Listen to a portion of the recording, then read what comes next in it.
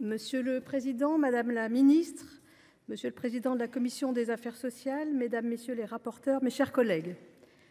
Tout d'abord, remerciements et félicitations à la rapporteure générale, chère Elisabeth, et aux rapporteurs de branche qui ont réalisé un excellent travail de pédagogie sur ce projet de loi d'approbation des comptes de la sécurité sociale pour 2023.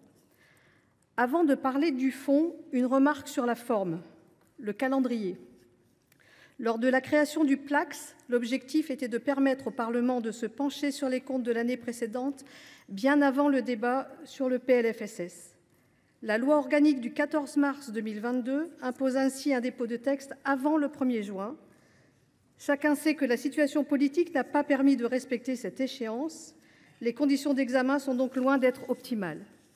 Ceci étant dit, cette loi de financement permet de comparer la réalité avec les prévisions. Aussi, pouvons-nous constater l'efficacité de la maîtrise des dépenses publiques, qui reste toutefois bien insuffisante.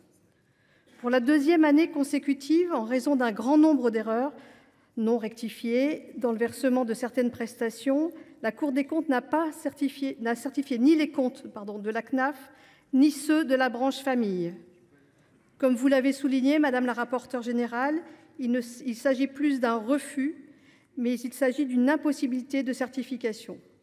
Si c'est un motif moins alarmant, c'est tout de même loin d'être satisfaisant. Rappelons que nous parlons d'une branche qui représente plus de 56 milliards d'euros. Notons aussi le déficit de la sécurité sociale pour 2023, qui est passé de presque 20 milliards à 11 milliards environ. Mais nulle raison de se réjouir, cette amélioration est strictement automatique. Elle s'explique par la quasi-disparition des dépenses liées à la Covid et à un décalage dans la revalorisation de certaines prestations. On ne peut passer sous silence le dépassement du déficit initialement prévu. Nous parlons de 3,7 milliards d'euros de plus comparé à la loi de finances de la sécurité sociale 2023 et de 2,1 milliards comparé à celle de 2024. Pour toutes ces raisons, l'adoption de ce texte ne paraît pas évidente, mais encore faudrait-il en débattre. C'est notre rôle. À titre personnel, je souhaite que l'on approfondisse différents sujets.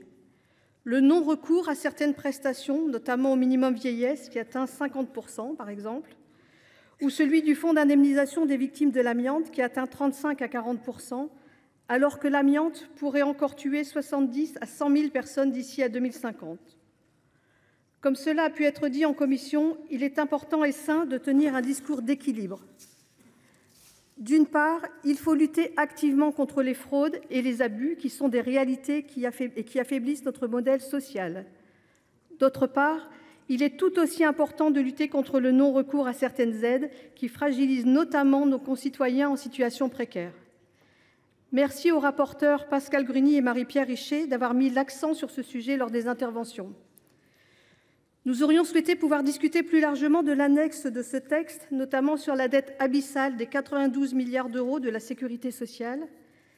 L'accumulation de déficits met en péril la survie de ce qui est une des fiertés de notre République. Notre modèle en matière de couverture sociale, longtemps observé et envié à travers le monde, est aujourd'hui devenu un sujet d'inquiétude.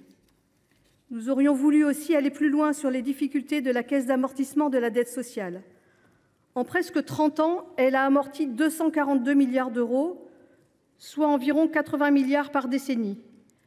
Comment pourra-t-elle solder les 136 milliards d'euros restants d'ici à la fin supposée de son existence dans moins de 10 ans?